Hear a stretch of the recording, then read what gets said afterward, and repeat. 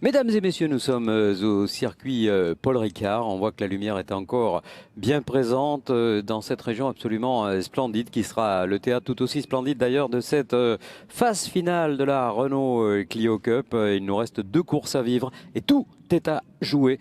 On voit ce circuit formidable alors qui a été écourté par rapport à ce qu'on connaît d'habitude. 3 km 826, ça nous permet d'avoir un circuit encore un petit peu plus technique, encore un petit peu plus sélectif, sans doute un petit peu plus difficile parce qu'il y a ce fameux virage du raccordement qui pose problème, qui n'est pas simple du tout et qui permet d'accéder à une ligne droite du Mistral qui est quelque peu écourtée. On a gardé tout de même la chicane nord et du coup de 3 secteurs on est passé à 2 et on va avoir un match absolument énorme pour cette course 1. C'est très très important, hein. C'est vrai qu'on est un petit peu ému à chaque fois qu'on arrive sur une phase finale après qu'une saison ait été particulière cette année, qu'elle ait été malgré tout extrêmement disputée. Nouvelle Clio 5 qui arrivait avec quelques certitudes, c'est que ça allait être une voiture passionnante à piloter.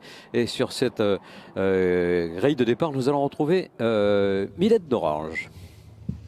Oui, bonjour Jacques, je me trouve sur la grille de départ en compagnie de Mathieu Lenpoudinx, pilote de la voiture numéro 11. Bonjour Mathieu, vous partez, après 4 ans de Clio Cup, vous partez aujourd'hui en pole position, comment vous vous sentez? Un peu de pression, mais bon, je vais essayer d'assurer. Voilà, surtout le premier virage qui me fait un peu peur. Bon, il faut que je sois réactif à l'extinction des feux et voilà, on va croiser les doigts. On sait que derrière vous également, 2 pilotes de votre équipe jouent le titre. Oui, ça aussi, c'est à prendre en compte. Donc voilà, il faut faire une course intelligente. Merci beaucoup Mathieu. Merci Mylène. On le sent un petit peu tendu, notre ami Mathieu Lenpoudinx. C'est vrai que ça n'est pas évident de partir en pole et contrairement à ce qu'on pourrait imaginer, c'est une situation qui donne à ce pilote un rôle supplémentaire, celui de gestionnaire quelque part de cette phase de départ. Faut pas trop en faire, faut savoir où mettre les freins. On n'a pas de repère devant et on voit ces conditions météo géniales à 13 degrés alors qu'on est fin novembre, pas d'humidité, pas de vent.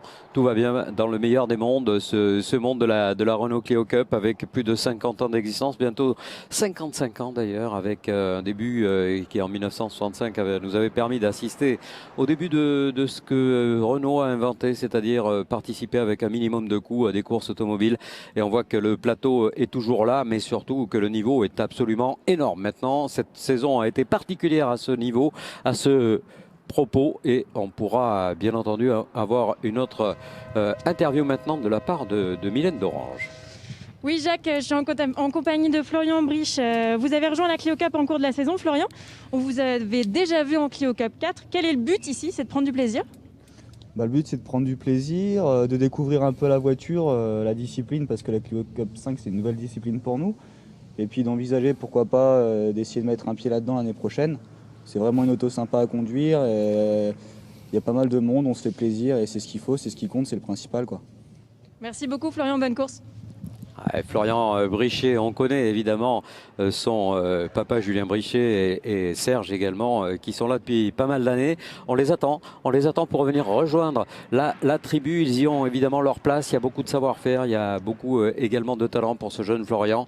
Mais c'est vrai que la Clio est tellement difficile qu'arriver là et tout de suite gagner, c'est pas possible, hein. Florian en est la preuve éclatante et vivante. On a demandé l'évacuation du circuit. On voit Mylène qui s'est rapprochée d'un autre pilote sur lequel on aura un regard très particulier.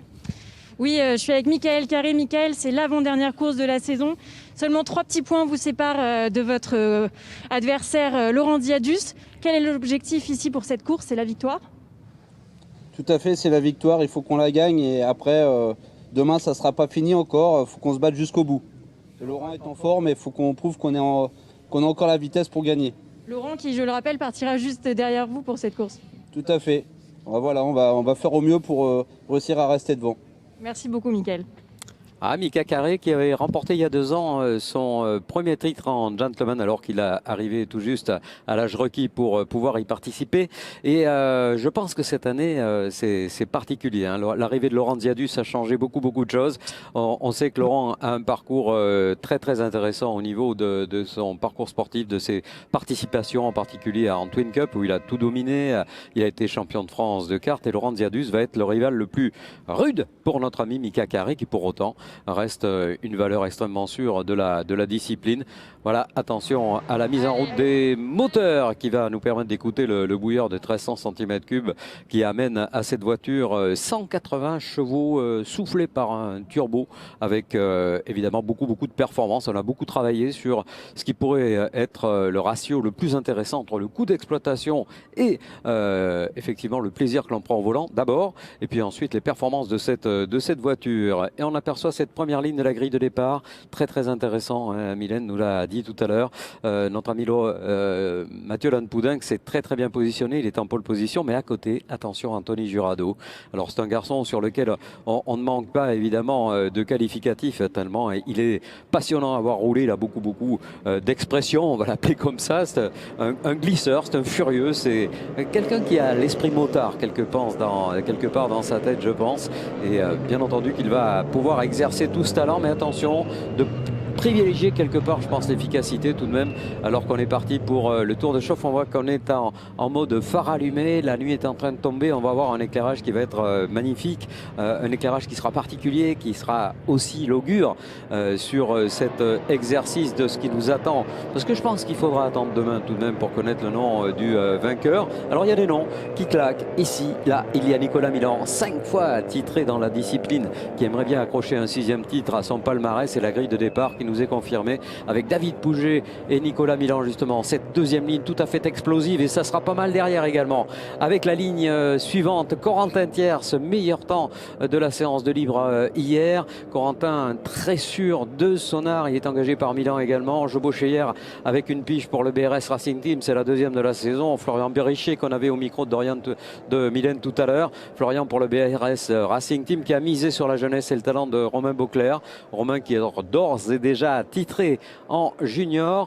Kevin Gimnez un petit peu en demi-teinte là, ce pilote très incisif également aux côtés de Guillaume Maillot. Guillaume Maillot pour le GM Sport qui a fait une très belle qualif à l'avant de Mika Carré et de Jérémy Bordagara. Il est deux pilotes du TLE-CM. Jérémy qui progresse à pas de géant. Laurent Ziadus, lui il est concentré hein, pour le team Lucas. Il cherche à aller chercher dès sa première participation le titre en gentleman. Il aura à ses côtés des nouveaux, dont un Vincent Ballandras. Derrière Fabien Rivals, Vénèche Schenker, le retour de Vénèche avec la ligne suivante pour Gaël Rostand pour le GPA et Franck Niclot là aussi pour le GPA, et Mathieu Moreau pour la position du Dossard 89, 19e sur cette grille de départ aux couleurs du GM Sport. Là aussi sont des pigistes, sont des pilotes qu'on espère revoir naturellement durant la saison prochaine. C'est le moment ou jamais de pouvoir répondre aux invitations, celle en tout cas qui invite le groupe à mettre en température les pneumatiques, c'est très important. Oh, regardez, à la Pouget, on met la voiture complètement à l'équerre pour mettre les pneus arrière en température, mais on voit que ça va pas être simple. Hein. On sent que le tarmac n'a pas tout à fait l'adhérence requise. Pas encore en tout cas. Mika Carré à l'écran, c'est un petit peu plus sage au niveau de la mise en température des pneumatiques. Le groupe est très homogène, très compact. On est en fin de saison, donc ceux qui avaient un petit handicap en début de saison l'ont comblé pour la plupart. Les écarts chronométriques ont été constatés comme étant hyper faibles. C'est vraiment dans cet état-là que nous abordons cette pénultième manche de la saison. Qui va pouvoir l'emporter? Alors bien sûr qu'on aurait tendance à miser un petit billet sur Nicolas Milan, sur David Pouget, surtout ceux qui sont encore arithmétiquement capables d'aller chercher le titre, sur Corentin Thiers qui en fait partie également, à l'absence de Thibaut Bossy qui a renoncé à cette fin de saison pour des raisons professionnelles et qu'on retrouvera bien sûr l'année prochaine pour le team Temedozes. Je sais qu'il est à l'écoute, on le salue. Et on va revenir avec cette première ligne sur la grille de départ. Image encore une fois somptueuse avec une météo parfaite. Le tarmac va être un petit peu frisqué. Il faudra faire attention dans ce fameux premier droite qu'évoquait tout à l'heure au micro de Mylène d'Orange. Le poleman Mathieu Lanpoudinck, poleman pas inattendu mais enfin assez surprenant tout de même. Magnifique progression pour le pilote d'Air sur Adour qui va avoir la charge de boucler ce premier passage. Alors soit réaliser le hot shot et prendre le premier virage en tête, soit peut-être plus sagement, si jamais c'est le cas pour Jurado, l'envie, l'ambition, l'équilibre de Jurado pourrait se conclure par l'expression de ce wall shot, de ces premiers virages passés en tête pour le pilote Milan Compétition, qui est peut-être le plus sérieux rival pour l'obtention du titre. Attention à ce départ. Et c'est parti. Oh, le départ magnifique de Mathieu Lanne-Poudinx. Oh là là là là, il s'est arraché littéralement de cette grille. Mathieu Lanne-Poudinx, c'est la 111 qui confirme qu'il n'était pas en pole par hasard. Je pense qu'il est surpris lui-même hein, d'avoir cette avance. Je pense pas qu'il y ait eu de départ anticipé. Oh là là, la touchette sur Jurado. Jurado qui a été touché à l'arrière malheureusement dans ce virage. Ah, ça change beaucoup de choses évidemment. Il va falloir tout de suite y aller. Et derrière, on s'accroche à l'arrière. Anthony Jurado qui a tout le job quasiment à refaire et un bon départ de David Pouget, mais il a paru comme ça avec les images qu'on a vues furtivement et on voit que c'est un petit peu chiffon hein. À l'arrière, c'est la 77 qui a aux mains de Fabien Rivals effectué une manœuvre un petit peu délicate et devant Mathieu Lanne-Poudinx qui va aborder pour la première fois la courbe de signe. On voit ses phares alignés, pas de souci pour David Pouget qui est bien parti, il est à la deuxième position. Nicolas Milan, me semble-t-il en tout cas, parce qu'il fait presque nuit, on voit pas forcément les décorations des voitures. On va revoir ce départ, regardez, boum, voilà. Alors c'est même pas une touchette, hein, c'est simplement Anthony Jurado qui a été une victime en tout cas de ce départ. Je pense pas qu'il y ait eu dans le geste de David Pouget une quelconque ambition de changer la trajectoire de Jurado. Un fait de course tout bonnement comme il en arrive de temps en temps et là attention hein, là c'est important, regardez cette image, elle est peut-être le reflet de cette saison avec la 111 de Lanne-Poudinx. Ça c'était vraiment une très bonne surprise qu'il nous a accordé, mais derrière David Pouget il en veut, il le sait hein, tout va se jouer dans cette course, il peut relancer complètement ce championnat, mais le diabolique Nicolas Milan, regardez qu'il essaie de croiser des croisés, il sait qu'il a derrière lui Corentin Thiers, donc il ne doute de rien, si ce n'est évidemment qu'il sait qu'il doit absolument garder des gros points, ne pas aller jusqu'à l'accrochage. Et David Pouget qui se porte à la corde, Nicolas Milan par l'extérieur, Lanne-Poudinx qui vire en tête et ça passe pour Coco Thiers. Corentin qui me semble-t-il est passé en troisième position et qui va peut-être même passer second. Oh, l'attaque de Corentin Thiers derrière David Pouget essaie de décroiser à la sortie, puis on a un pilote BRS qui s'est quand même bien parti, c'est Jobo Cheyer. Alors ça peut changer plein de choses hein. Jobo, on sait qu'il a la capacité de rouler devant. Jobo qui avait remporté cette même épreuve mais il y a longtemps déjà, c'était en 2006 avec les couleurs d'énergie à l'époque de Georges Casca. S'il nous écoute, on le salue. Et devant ça reste solide, ça reste impérial pour notre ami Mathieu Lanne-Poudinx. Je pense qu'il y a eu une espèce de déclic qui s'est produit dans la tête du pilote numéro 111, traditionnellement associé à ce numéro d'ailleurs. Depuis qu'on le connaît, c'est comme ça. Aïe, je crains qu'il ne s'agisse... Eh ouais, c'est Mika. Mince. Ah, c'est dommage. Mika Carré, on l'a eu tout à l'heure au micro de Mylène. Et malheureusement, là, ses chances d'aller chercher une belle position en gentleman sont très compromises, d'autant que c'est Laurent Diadus qui en occupe la tête désormais. Et devant, on le voit, ça revient. Ouais, ça a touché. À touchette de Jurado sur Thiers, bien involontaire, hein, parce qu'on est dans la même structure. Et l'attaque de Cheyer, ça va passer pour Jobo. Allez, Jobo Cheyer, derrière Corentin qui a repris la piste. Et l'attaque de Jurado qui sait qu'il ne doit rien lâcher, qu'il ne doit rien céder, qu'il doit absolument garder ses chances de victoire pour glaner un maximum de points, principalement par rapport à son team manager qui est Nicolas Milan qui est devant, mais aussi par rapport à David Pouget dont on sait qu'il est sacrément bien parti. Et on est pour l'instant deux équipiers en train d'essayer de chiffonner au freinage de ce virage du raccordement. Et Jobo Cheyer qui va y aller à la corde. Oh, c'est un attaquant notre Jobo national.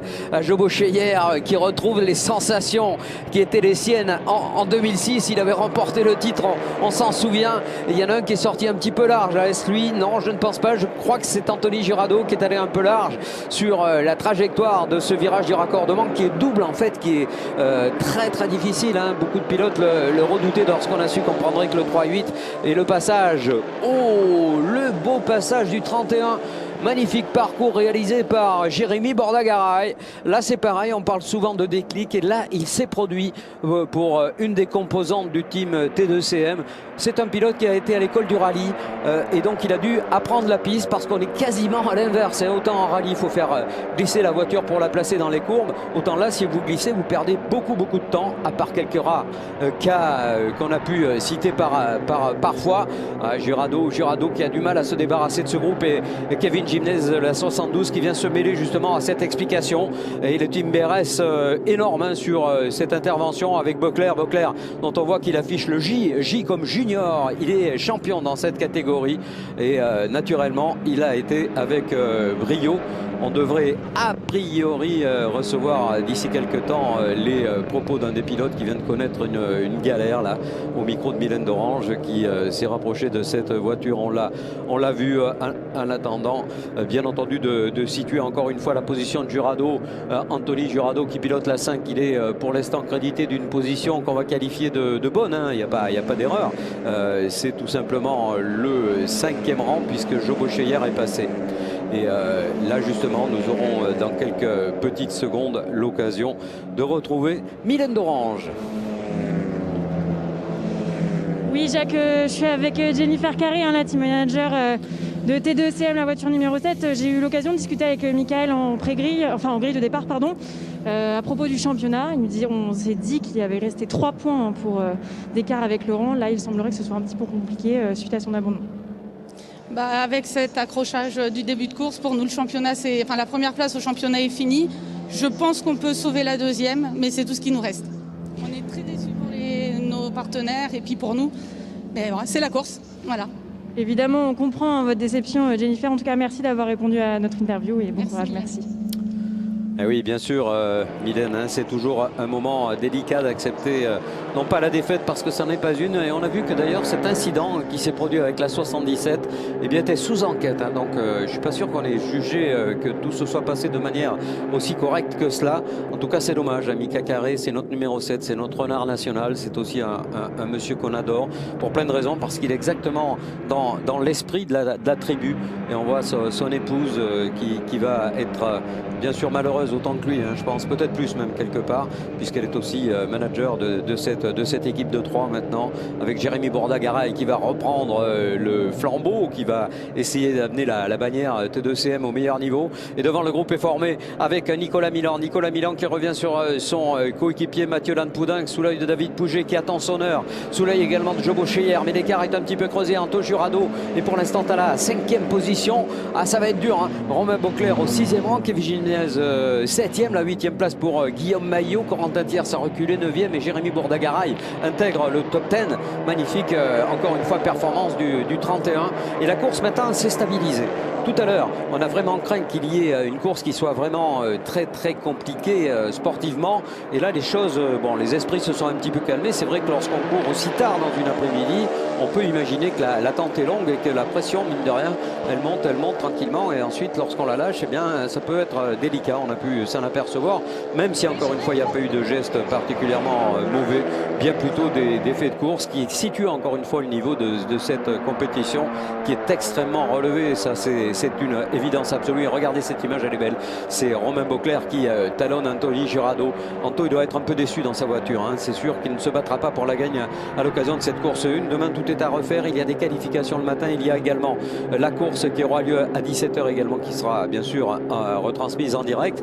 Et il est assuré, il est sûr maintenant que si on en reste là au niveau du classement, certes Nicolas Milan va prendre un petit peu plus d'avance, mais ça ne sera pas gagné encore à l'issue de cette course. David Pouget va rester complètement dans le rythme, Anthony Jurado également, en tout cas arithmétiquement, possiblement titrable durant cette saison 2020, décidément si difficile et si compliqué. En tout cas, Nouvelle Clio aura fait une entrée fracassante dans le domaine de la course automobile avec l'objectif de la réduction des coûts qui a été extrêmement comprise et extrêmement réelle d'ailleurs, admise par tous. La performance de la voiture, elle est là et les courses sont passionnantes. Ce trio majeur devant qui pour l'instant fait le show avec une certaine lapidité, qui ne cherche pas forcément tout de suite à attaquer. Je pense que là maintenant on va rentrer dans une autre phase de cette course, alors que Corentin Thiers réalise le meilleur tour, 1 minute 44 secondes 36 millièmes pour Corentin, la numéro 11. Alors lui, il a été bousculé un petit peu à tous les étages et à tous les niveaux, mais il a repris du poil de la batte, hein, quelque part. Il était encore très rapide, et je dirais même le plus rapide pour l'instant, même si sa place est un petit peu lointaine. Il a réussi à remonter d'une position au tour précédent sur Guillaume Maillot. Et devant, on reste là. Mathieu Lanpoudinx qui doit avoir quelques doutes. Hein, à quel moment ils vont tenter un truc, parce qu'il y aura forcément un moment ou l'autre un Nicolas Milan ou un David Pouget qui vont exercer leur talent, leurs ambitions, leur envie, leur détermination. Est-ce qu'il y aura un 6e titre demain pour Nicolas Milan? Bon, déjà 5 c'est historique, 6 ça serait historique également, un peu plus encore. Et là voilà cette image de Corentin Thiers qui a réalisé le meilleur tour tout à l'heure. Alors combien de temps le sépare de Kevin Gimnez? Seulement 1 seconde, et une attaque de David Pouget sur Nicolas Milan. David qui n'est pas passé, mais il est mieux placé maintenant à l'amorce de la courbe suivante. Il va prendre la 2e position. Et regardez Milan, il est à la corde, il va y rester sur ce virage là, et au pont par contre là ça va être difficile, et David Pouget devrait s'emparer a priori de la 2e position. Voilà, c'est fait pour l'excellent David, pour les couleurs du GPA. Il est ressorti un petit peu moins bien David Pouget, il l'a senti, hein, donc il va se mettre en défensif milieu de piste pour empêcher Nicolas Milan de repasser, mais que nenni, rien à faire pour empêcher le boss d'aller chercher à nouveau cette 2e position. Et ça devrait le faire au freinage. Qui de l'un, qui de l'autre va planter le nez de sa voiture le plus tard? Réponse oui pour Nicolas Milan. Et David Pouget, attention au retour derrière, hein, ça va vite pour Anthony Girardot. 1 minute 44.0 pour Anthony Girardot. Il est repassé David Pouget qui a collé la pression et s'est revenu derrière également. C'est revenu pour Jobo Cheyer, le vainqueur de l'édition 2006, qui va attaquer à la corde et prendre le 3e rang. C'est lui qui va peut-être troubler complètement la donne pour Nicolas Milan. Quelle course fabuleuse, quelle course extraordinaire avec Romain Beauclerc qui vient de se mêler à cette explication plus que torride, et devant Lanpoudinx n'en revient pas de pouvoir garder cette première position. Comme quoi partir en pole, hein, c'est vraiment essentiel, c'est vraiment très très intéressant. C'est vrai qu'il a fait un départ, ceci dit, scolaire. Hein. On regardera cette image à nouveau tranquillement ce soir.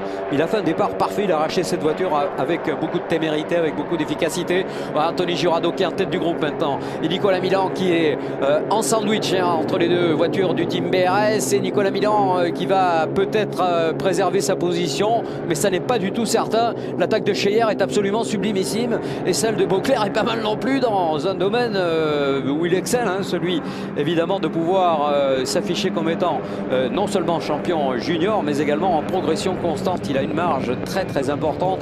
Un pilote de monoplace qui arrive en Clio Cup, ça ne se fait jamais comme ça. Et dans quelques instants, nous allons à nouveau recueillir quelques propos depuis la pit lane, en attendant de regarder toujours cette explication devant avec Mathieu Lanpoudinx qui est en train de s'échapper. Incroyable parcours de Mathieu Lanpoudinx. Mylène d'Orange, on vous écoute.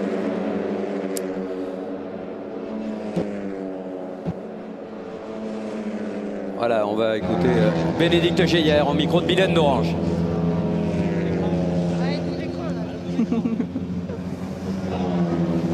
Oui Jacques, je suis avec Bénédicte, on regarde vraiment attentivement la course et toute cette bataille en piste, toutes les deux. Bénédicte, on sait que David est 3e du championnat. Là on voit beaucoup de bagarres en piste. Le but ici, l'objectif c'est quoi? C'est de conserver cette 3e position du championnat. En fait, là, pour nous, le championnat, on n'y pense pas vraiment. On essaie de se faire plaisir. Si on peut aller gagner la course, on ira gagner la course. Après, voilà, on est loin. On est juste vraiment là, voilà, pour faire une belle perf, se faire plaisir, et on calculera les points. On connaît trop ce qui peut se passer. Donc voilà, on attend vraiment de se faire plaisir. Et puis voilà, l'objectif, c'est voilà, j'ai 6 voitures qui roulent ce soir. J'espère juste qu'ils se fassent tous plaisir. Merci beaucoup, Bénédicte. Merci Mylène. Et Bénédicte, c'est aussi un sacré talent. Hein. Elle avait gagné le rallye jeune à l'époque, et elle a un coup de volant, elle a une envie, une ambition qui n'a d'égal que l'équilibre de son mari et conjoint David Pouget qui est en explication et qui passe en tête. David Pouget qui prend la tête de cette course. Et là c'est un moment très très important de ce championnat, parce que Bénédicte, on le sait, on la connaît un petit peu. Elle a dit on est là pour se faire plaisir, mais il n'y a pas que ça. On fera nos comptes à la fin de cette course, et si jamais ça en reste là, si David Pouget arrive à garder cette première position, le championnat, la Clio Cup 2020 est relancé. La troisième place pour Anthony Jurado. Ça c'est bon, parce que regardez bien la numéro 5. Là je pense qu'il est sur la phase de cette course où il a non seulement l'envie, mais la possibilité d'aller la remporter. Il reste encore 10 minutes, tout est possible. L'attaque du Gimnez sur Corentin Thiers, l'attaque de Kevin Gimnez avec la 72 sur Corentin, et ça va passer a priori au freinage du raccordement. Et tout le beau monde devant se regroupe avec Nicolas Milan qui est encore là naturellement pour jouer les premiers rôles. Il est à la 4e place pour l'instant. Jobo Cheyer a dû céder à regret, j'imagine, la position qu'il occupait tout à l'heure, qui était à l'avant du quintuple champion. Et on voit David Pouget qui ne réussit pas à partir, et Mathieu Lanpoudinx qui est en train de craquer un tout petit peu. Alors est-ce qu'il va y avoir une stratégie de la part de Mathieu de ne pas forcément bloquer Anthony Jurado? Et un abandon, en tout cas un souci pour la voiture numéro 24 de Florian Brichet, mince, la troisième des voitures du team BRS, qui peut-être n'ira pas jusqu'au drapeau à damier, qui est encore un peu loin, et tant mieux, on en prendrait bien encore un sacré bout de cette course, pénultième course de cette saison. Et David Pouget qui ne part pas, il ne réussit pas à partir. Lorsqu'on prend la tête de ce type d'épreuve, évidemment on devient la cible, on devient l'objectif, et je pense qu'à ce jeu Mathieu Lanpoudinx a tout à fait compris la situation, de même que le comprend également Anthony Jurado. Regardez Anto qui a complètement refait la soudure. Il amène avec lui Nicolas Milan, Jobo Cheyer et Romain Beauclerc. Un final qui s'annonce magistral, majestueux, pour évoquer encore une fois une saison qu'il aura été tout au long de son début tardif, puisqu'on a commencé à Nogaro seulement le 22 et 23 août, et depuis on enchaîne des courses de voitures. Et qu'est-ce que c'est bien quand c'est comme ça. Regardez ce groupe, ils sont 6 maintenant à pouvoir prétendre à la victoire, mais j'aurais tendance à imaginer, à penser qu'entre Jurado et Milan, il y a peut-être quelques regards échangés dans les rétroviseurs pour essayer de voir de quelle manière ils vont pouvoir aller chercher David Pouget. Meilleur temps pour Jobo Cheyer. Qu'est-ce qu'il va vite, notre ami Jobo, c'est incroyable parcours et retour de Jobo aux affaires. David est en train de maîtriser son sujet, on le voit un petit peu moins attaquant que tout à l'heure, un petit peu plus sûr dans la qualité de ses trajectoires, particulièrement sur ce passage très difficile de la chicane nord qu'il aborde à nouveau avec la relance impeccable réalisée par le pilote GPA. C'est vrai qu'on aurait tendance à imaginer, compte tenu de ce qu'il a vécu ici même l'année dernière, après avoir perdu son titre pour rien, pour quelques bricoles de rien du tout de fait de course, et bien qu'il a cette année d'autres ambitions. Alors peut-être, et Bénédicte nous le confie tout à l'heure, n'a-t-il pas encore tout à fait en tête d'aller chercher le titre, mais déjà prendre les gros points de la victoire, ce serait déjà ça. Mais Mathieu Lanpoudinx, maintenant, on a cru qu'il allait craquer, ça n'est pas le cas du tout. Il va falloir qu'il résiste à Anthony Jurado, à Nicolas Milan et à Jobo Cheyer. Ce groupe est très compact, extrêmement homogène, donc on vous laisse imaginer que rien n'est encore complètement décidé, d'autant, attention, qu'il y a le jeune Romain Beauclerc qui est pas mal du tout. Allez, on va faire une petite respiration pour regarder ce que va nous proposer maintenant cette partie de course. Il va rester 7 petites minutes seulement. Quel suspense cette année, vraiment incroyable. Et David Pouget par moment semble céder un petit peu d'espace, et par d'autres capable de préserver sa position. Alors attention là, parce qu'on est complètement en aspiration. L'aspiration et l'inspiration pour Mathieu Lanpoudinx qui pour l'instant ne cherche pas à se décaler pour essayer d'attaquer David Pouget. David qui a eu un début de course chahuté un petit peu difficile. Ouais, l'attaque de Lanpoudinx peut-être au freinage du raccordement. Cela est-il passé? Non, David Pouget qui préserve sa position, et Jurado de plus en plus incisif au 3e rang. Regardez la numéro 5, on n'en voit qu'une là, ils sont pourtant 3 dans ce groupe de tête amorce de la chicane nord. Ça reste pour Pouget qui est très à l'aise à cet endroit. Par contre, on sent que l'auto est un petit peu moins stable, celle de Mathieu Lanpoudinx. Peut-être les pneumatiques commencent-ils à chauffer un tout petit peu, d'autant qu'en étant second, évidemment, toutes les tendances à la chauffe sont un petit peu plus réelles. Allez, on se décale pour Nicolas Milan, on se décale pour essayer de respirer un petit peu. Et Anthony Jurado va y aller, au bossé. Attention à l'amorce de ce double droite, et Jurado qui se glisse à la 2e position. Magnifique attaque d'Anthony Jurado. Et attention maintenant, la question et la réponse, nous l'aurons dans les 6 minutes qui viennent. La question, la voici: est-ce que Jurado va pouvoir aller chercher David Pouget? Et la réponse me semble être affirmative, hein. Il est très très rapide actuellement, Anthony Jurado. Il est d'ailleurs le plus rapide de tous. Il vient de faire un 1:44.095. C'est pas mal aussi pour Mathieu Lanpoudinx d'ailleurs. C'est en 95.018 à quelques centièmes près. On est dans les mêmes rythmes. À l'attaque de Cheyer sur Nicolas Milan. Nicolas Milan pour l'instant reste dans le bon rythme, mais c'est quand même difficile d'imaginer qu'il puisse remporter cette épreuve. Une épreuve pour l'instant tenue et le cap également pour David Pouget. David Pouget qui a creusé un petit écart. David Pouget, Anthony Jurado, ça se confirme. Meilleur tour en course pour Anthony, la numéro 5. Et l'attaque de Jobo Cheyer, au freinage sur Nicolas Milan.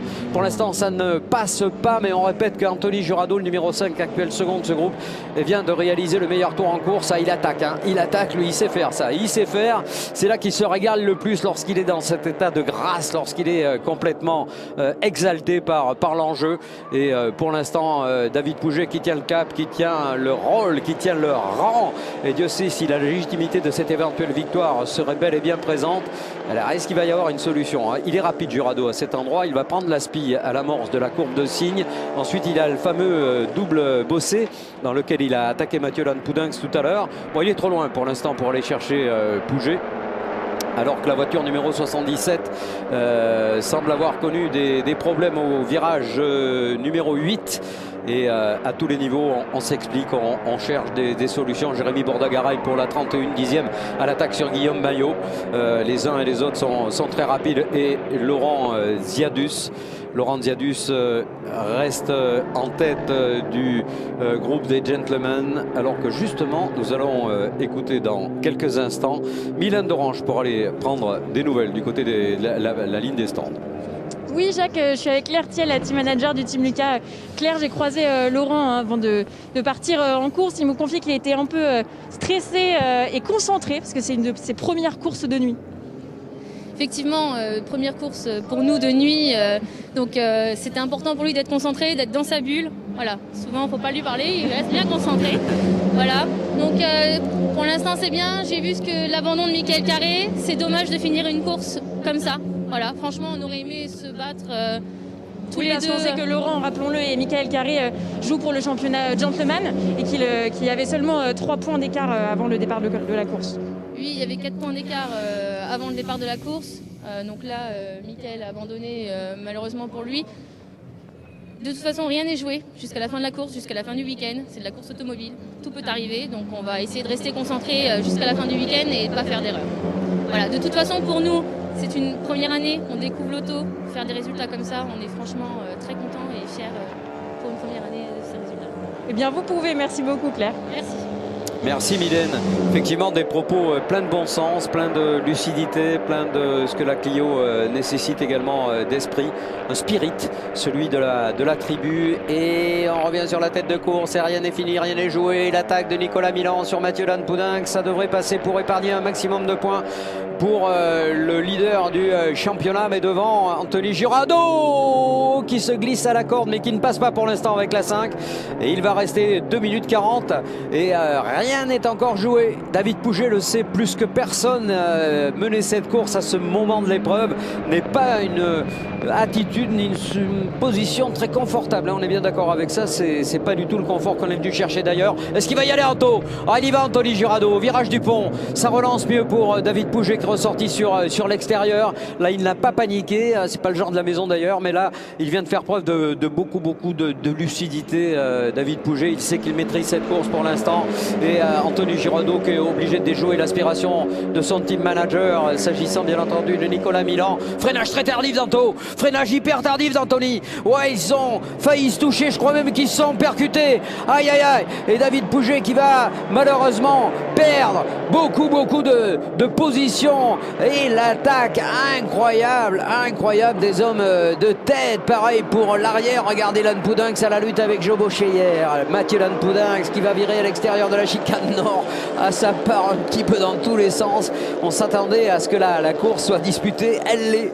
Ça, de ce côté-là, on n'est jamais déçu avec la Clio Cup. Et cette saison ne déroge pas, au contraire. Hein. Je pense que vraiment, on a rarement eu des équilibres aussi stricts, des équilibres aussi disputés. Et on le voit, y compris au sein des teams. Et on le voit, le team BRS, avec cette explication interne entre Jebaucher et Romain Beauclerc qui tourne à l'avantage soit de l'un, soit de l'autre. Et on voit qu'il y a pas mal de tension. Hein. Pas mal de tension à tous les étages. Toujours pour Ziadus, Niklo, Schenker. Ouais, c'est bien pour Venech, on renvoie l'image. Ça a été difficile hein, pour David Pouget qui a dû virer très large pour ne pas risquer l'accrochage et l'arrêt définitif de cette course. Allez, il va rester un petit peu moins d'une minute maintenant. Un petit peu moins d'une minute. Il est reparti, David, très courageusement. David Pouget qui est encore évidemment dans le coup, dans le rythme, mais ça se passe d'un petit peu plus loin. Où il est d'ailleurs, c'est peut-être 5e, 6e, je ne sais pas, on n'a pas eu encore le pointage sur la ligne de chronométrage. Le voilà, ce pointage officiel avec Anthony Giraudot qui occupe la tête devant Nicolas Milan. Et là, ça va être une lutte fratricide entre les deux coéquipiers. Anto Giraudot qui doit résister à Nicolas Milan pour garder ses chances de titre également. Nicolas Milan qui n'attaque pas pour le moment. Il va rester encore 17 secondes dans le temps réglementaire. Et Giraudot qui est parti au large. Encore une fois, Anthony Giraudot qui est parti un tout petit peu au large, alors que Nico, on l'a vu, a fait tourner cette voiture sans problème. Il a du pneu encore, Nicolas Milan. Il a encore du pneu, il a encore de la ressource, il a encore de l'énergie, alors qu'on va placer sous investigation l'accrochage entre la 5 et la 15 de Giraudot et de Pouget. Et là, j'espère qu'il n'y aura pas de sanction. Ça serait dommage que le championnat se décide de cette manière. De toute façon, il ne sera pas décidé, quoi qu'il arrive, quoi qu'il en soit, à l'issue de cette course. Il faudra attendre demain. Ouais, c'est bien quand c'est comme ça. Hein. Dernière course, alors ce qu'on rêve évidemment, c'est de voir une course qui soit aussi disputée que celle-là, avec de toute façon un champion, il n'y en aura qu'un. Malheureusement, il n'y a qu'une marche à la plus haute altitude. Oh, derrière la course de Romain Beauclerc est incroyable. Romain qui va passer maintenant au 3e rang. Incroyable course de Romain Beauclerc. L'impression que non seulement il a été vite toute la saison, mais là il est capable d'aller très vite et d'être sans conteste capable de remporter une course scratch peut-être dès demain. Allez savoir, ce serait en tout cas magique pour la Clio Cup de voir un jeune. Il a 19 ans seulement, Romain. Il vient de la F4, on vous l'a dit. Il a choisi la Clio Cup pour aller plus haut encore, pour aller vers le GT, vers le championnat du monde d'endurance. Il nous l'a confié à plusieurs reprises. Et le dernier tour qui va être maintenant prononcé, annoncé, et tout simplement toujours aussi indécis pour Anthony Giraudot qui amène Nicolas Milan, qui amène Romain Beauclerc. Est-ce que Romain va attaquer? Lui, il n'a rien à perdre hein, maintenant. Il sait qu'il a le titre junior, il peut se lâcher complètement, peut-être faire démonstration pour ses sponsors et partenaires qu'il est capable de, dès l'année prochaine, jouer le titre au scratch. Et a priori, pour l'instant, pas de vicissitude, pas de velléité de la part des uns et des autres. On va tourner pour cette dernière fois dans le virage du raccordement. Ça reste pour Anthony Giraudot, ça reste pour Nicolas Milan, cela reste également pour Romain Beauclerc. C'est le top 3 qui nous est proposé actuellement sous l'œil de Mathieu Lannes-Poudin. C'est David Pouget qui est 6e en fin de compte de ce groupe, et ça tire tout droit pour Jebaucher. Là, attention de ne pas être pénalisé pour ce passage hors trajectoire, ou en tout cas hors track limits pour les appeler par le nom qu'il aurait donné, limite de la route de course, autrement dit, ce qui sera un petit peu plus français. Oh, à l'extérieur d'Ansigne pour Nico Milan. Oh, il y va Nicolas, il y va sur Anthony Giraudot. Ouais, c'est pas fini, contre-attaque à l'entrée du Bossé. Ouais, les roues qui se bloquent là pour Giraudot, et ça passe pour Beauclerc. C'est passé pour Romain Beauclerc qui pourrait terminer cette course à la 2e position. On attend évidemment Nicolas Milan pour répliquer. Il lui reste une solution, hein, c'est le virage du pont. Est-ce qu'il va tout jeter? Est-ce qu'il va tout risquer? Je ne pense pas. Je ne pense pas que ce soit raisonnable évidemment à ce moment de la course où il va engranger les gros points de la 3e position. Est-ce que Beauclerc voulait se l'offrir cette victoire? Ben ouais, sans doute. Romain, c'est la 22. Et Giraudot qui va freiner hyper tard. Boum, tiens, un petit coup, mais c'est pas grave. Et la victoire d'Anthony Giraudot. Magnifique victoire d'Anthony Giraudot sous l'œil de Romain Beauclerc. On a perdu la voix, on en perd notre énergie là. Incroyable course que nous a offert la Clio Cup encore une fois.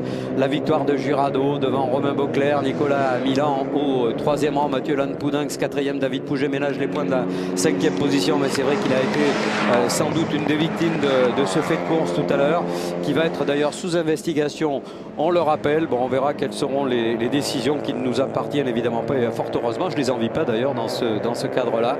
La position de 7e pour Coco Corentin Thiers, Kevin Gimnez, le Toulousain, termine 8e.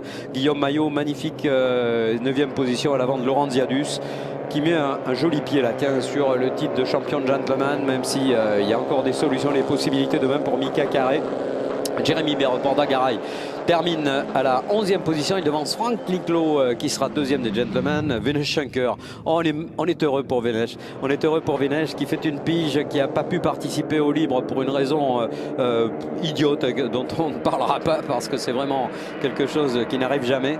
On retrouve Mathieu Moreau qui est bienvenu, notre ami Mathieu. Bon retour de Mathieu Moreau au 14e rang avec la 89. Vincent Balandras termine 15e et il devance Gaël Rostand, Fabien Rivals, Florian Brichet malheureux, Michael Carré malheureux. L'un et l'autre n'ont pas pu terminer cette course complètement dingue. Une course conduite par Anthony Jurado avec le champion junior qui prend la 2e position. Fabuleuse course de Romain Beauclerc qui aurait pu l'emporter. Hein. Ça n'est pas manqué de beaucoup. Je pense qu'il y aurait eu un tour de plus et on aurait pu assister effectivement à cette victoire de Romain. Pourquoi pas. En tout cas, elle est légitime pour Jurado, en espérant qu'il n'y aura pas de sanction évidemment. On est un petit peu déçu pour David Pouget. Disons les choses clairement. Nicolas Milan à la 3e position. Et là, ce championnat reste complètement indécis. Ça va être 100 points pour Jurado. Qui est-ce qui a fait le meilleur tour d'ailleurs? On aura la réponse tout de suite. Oui, 1 minute 43, 7-15 pour Nicolas Milan. Voilà, c'est lui qui a réalisé ce meilleur passage. On va voir si l'ambiance est bonne. On aime bien voir ces pilotes plutôt à la Victory Lane pour voir dans quel état d'esprit ils arrivent. Hein, parce qu'on les a vus batailleurs, bataillants et on verra si l'ambiance est bonne et qu'il n'y a pas de soucis particuliers entre les uns et les autres. En tout cas, quel niveau cette année, c'est de la folie pure. Il y a on va dire 7-8 pilotes qui peuvent remporter les courses. C'est vraiment au prix de la technique, de l'attaque, de beaucoup d'expérience également, hein, que l'on peut aller jusqu'au bout, mais il faut du cœur. Il faut du cœur et celui-ci, il en a. Anthony Jurado décrit comme étant un des plus gros fighters qu'on ait eu dans l'histoire de la Clio Cup. Et attention à Romain Beauclerc également, parce que l'avenir il est là, il a 19 ans seulement. Et a priori, et je l'espère en tout cas, notre ami Mylène d'Orange a à cœur d'aller chercher ses sentiments, ses sensations, alors qu'on est en train de débriefer là entre les deux coéquipiers, entre Anthony Jurado et Nicolas Milan. Et Romain Beauclerc, voilà, on est très heureux pour Romain Beauclerc et je pense que toute l'équipe BRS n'aura encore pas du tout démérité dans cette épreuve sous l'œil de Laurent Gaudin, tiens, ex-chef de projet de la Clio Cup il y a quelques années, c'était au début des années 2000. Bien entendu, voilà. Mais voilà, c'est ça qu'on voulait voir. C'est ça qu'on voulait voir. Et on va non seulement voir, mais écouter. Oui, Jacques, je suis à côté de Romain que je voulais féliciter. J'attends juste qu'il retire son casque et qu'il ait le temps de mettre son masque pour répondre à une petite question. Voilà, joie de Victor. Félicitations au team BRS Racing. Félicitations Romain, on en avait discuté dans le début du week-end et je vois ta joie, ton émotion, on en avait discuté. Tu m'avais dit vous m'aviez dit, pardon Romain, que vous vouliez être dans le top 3 et c'est chose faite, tout simplement. Félicitations. Merci beaucoup. Départ un peu compliqué, mais après, une voiture incroyable. Dépassement par dépassement, tour par tour, c'était incroyable. Je me sentais super bien dans la voiture. Et faire mon premier podium là, ici au Castellet en Clio, je suis vraiment hyper heureux. Premier podium pour une première année pour toi, ouais. Première année pour l'équipe aussi, et puis surtout tu remportes le championnat junior. Ouais, c'est un peu une consécration par rapport à tout le travail qu'on a fait depuis le début d'année, le titre junior et là maintenant un podium, c'est vraiment incroyable. Encore bravo, félicitations. Merci beaucoup. Merci beaucoup. Ah, que ça fait plaisir à entendre, hein. Des jeunes hommes satisfaits, des jeunes hommes qui se battent avec des gens beaucoup plus capés, beaucoup plus expérimentés. On voit Antoine Gall qui peut être heureux également de générer quelque part ce sentiment, cette ambiance tout à fait remarquable, même si sur la piste évidemment c'est la guerre, hein. C'est comme ça, c'est la course. Et la Clio Cup est particulièrement justement mise en avant par cette situation. C'est pour ça qu'on l'aime quelque part. Et on voit Romain Beauclerc qui va se rapprocher du podium, mais cette fois ce ne sera pas le podium junior, ce sera le podium, tout simplement le podium scratch. Alors est-ce qu'on aura des propos à recueillir, d'autres propos? On a vu bien sûr Laurent Ziadus qui prend la tête du championnat gentleman. Félicitations Laurent pour cette course, vous terminez à la première position de votre catégorie gentleman. On a vu évidemment l'abandon de votre concurrent premier, on va dire Michael Carré. Vous reprenez donc la tête du championnat, mais avec seulement quelques points d'écart avec Michael quand même. C'était une très très belle course, on était dans le rythme dès le début et ça s'est mis en route. J'ai vu Michael qui était en difficulté et après je l'ai vu abandonner, mais je ne sais pas pourquoi. On a joué pas mal avec Jérémy, sans se toucher cette fois-ci, donc c'était au top. Et le rythme était bon, on voit pas grand-chose avec la nuit, mais c'était vraiment une belle course, au top. La suite demain, quel sera l'objectif pour la course 2 et la grande finale? Maintenant, c'est tout remporter, hein, on va essayer. Mais bon, Michael est très fort au chrono, j'ai encore un peu de mal à faire un très bon tour au chrono avec des balles neuves, mais après le rythme en course, il est là, donc c'est déjà bien, c'est déjà mieux. Merci beaucoup Laurent. Ça marche. Ouais, superbe propos de Laurent Ziadus, alors que cette course dingue va nous être proposée dans quelques instants avec ses highlights. Allez, le départ magnifique ici au Paul Ricard pour Mathieu Lanpoudinx qui s'est arraché avec autorité de cette grille de départ à hauteur de la pole position. On voit ce premier accrochage entre David Pouget et Anthony Jurado et la guerre va être très très vite lancée devant, une guerre heureusement sans difficulté ni vicissitude particulière, encore une fois des accrochages derrière et on voit la raison pour laquelle Mika Carré a abandonné, c'est un contact, l'attaque ensuite pour Corentin Thiers, Corentin qui se glisse à la troisième position. On voit David Pouget qui ne veut pas évidemment laisser partir le groupe de tête, y compris et surtout Nicolas Milan qui est juste devant lui. David Pouget c'est la 15 et Jobo Cheillard qui fait une course fabuleuse. Il avait remporté le championnat en 2006, Jobo, pour les couleurs BRS. BRS qu'on a beaucoup vu durant ce week-end. Et bien entendu là c'est la bataille entre les deux cadors, entre David Pouget côté gauche avec la 15 et Nicolas Milan côté droit avec la numéro 50. On aperçoit toujours Jobo Cheillard qui en veut et qui attaque Nicolas Milan. Ah, c'était pas gagné, il est passé à un endroit, il s'est glissé dans un tout petit trou de souris et a réussi à prendre une très belle place, alors que derrière, évidemment, ayant perdu un petit peu de temps, Anthony Jurado est obligé de refaire son retard et les deux pilotes BRS que sont Jobo Cheillard et Beauclerc d'un autre côté ont pris Milan en sandwich, mais Nicolas va réagir très vite et reprendre le contact avec les hommes de tête et il y a toujours bien sûr Mathieu Lanpoudinx dans ce groupe et David Pouget est passé en tête de l'épreuve marquée par le retour d'Anthony Jurado, extrêmement spectaculaire. On voit cette voiture numéro 5 complètement collée par terre là, avec beaucoup d'attaques pour ce pilote dont on sait qu'il est habitué à la chose et la chose de l'art et elle est celle de la conduite, du pilotage absolument parfait pour Nicolas Milan. Nicolas qui va prendre à quelques instants quelque initiative intéressante, celle de rejoindre tout bonnement ce groupe de tête et puis voilà cette touchette encore une fois entre Anthony Jurado et David Pouget qui va changer tout simplement la physionomie de cette course. David Pouget va très intelligemment reprendre la course, il n'a pas perdu les pédales, il est resté extrêmement concentré, extrêmement lucide et très vite il a recollé au groupe de chasse, mais voilà ce handicap il est reparti à la 6e position et l'attaque d'Ansigne, une attaque magistrale pour Anthony Jurado. Anthony avec la 5 qui va se glisser à la corde du boss et ça suit derrière, parfait pour Romain Beauclerc qui aura créé une énorme surprise durant cette saison et on voit Anthony Jurado qui ferme un petit peu les portes, mais c'est de bonne guerre évidemment sous le drapeau à damier. La victoire lui revient, Anthony Jurado qui l'emporte sans conteste. Anthony Jurado qui reste largement dans la course au titre. Anthony Jurado qu'on retrouvera demain pour la Q2.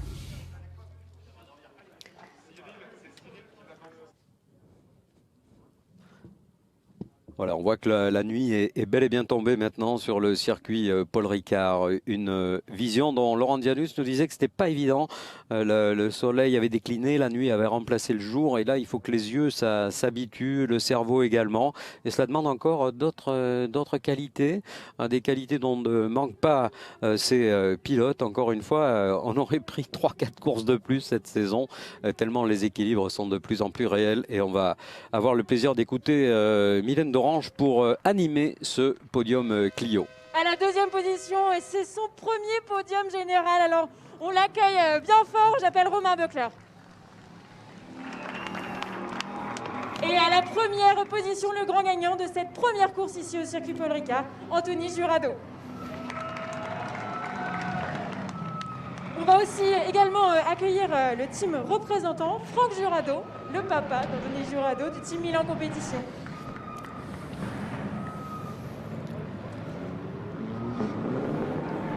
Nous allons à présent écouter l'hymne national.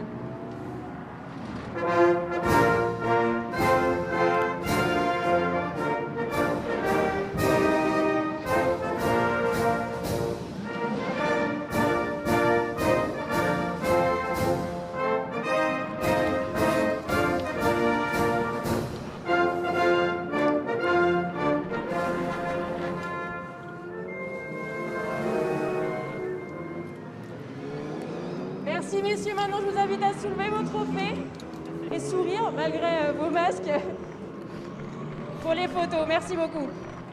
On fera également une deuxième photo sans les masques qui serviront quand même de souvenir, hein, sans les masques. On aime bien voir vos jolis sourires après cette course. Merci beaucoup. Je vous invite d'ailleurs à remettre vos masques pour retourner de l'autre côté. Merci à vous tous.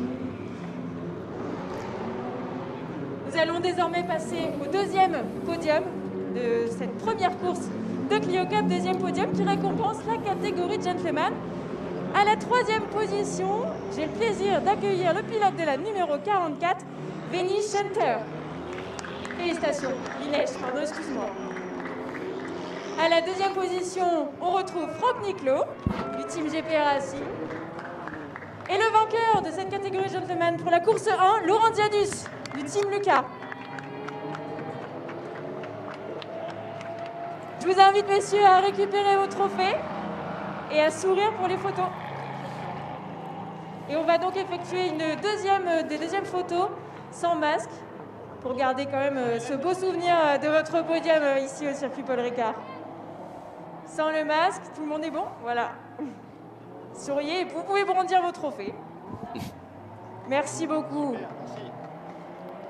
Merci beaucoup, messieurs. Je vous invite à remettre votre masque pour repasser derrière moi. Merci à tous de nous avoir suivis. Je vous donne rendez-vous dès demain pour la course 2, la grande finale qui aura lieu. Voilà, merci Mylène Dorange pour ce très très beau podium après une course extraordinaire. Chers amis, sachez que nous sommes impatients de vous retrouver demain 17h pour la C2 en direct.